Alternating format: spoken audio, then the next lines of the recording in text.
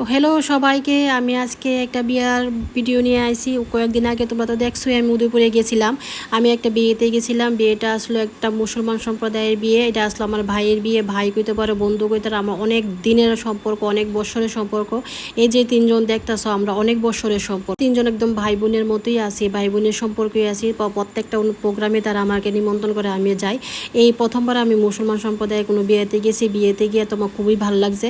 তারা বউরা আর কীভাবে বিয়ে করাইলো আমি এই প্রথমবার দেখলাম। ঘরে তারা বউকে ঘরের ভিতরে মানে কাজে গিয়ে সেরা কবুল করাইছে। ঘরের ভিতরে যখন বউ সবাই মানে কিছু লোকের সামনে কবুল করেছে, তখন মেয়ে রাজি রাজি আছে, মানে বিয়ে হয়েছে গা।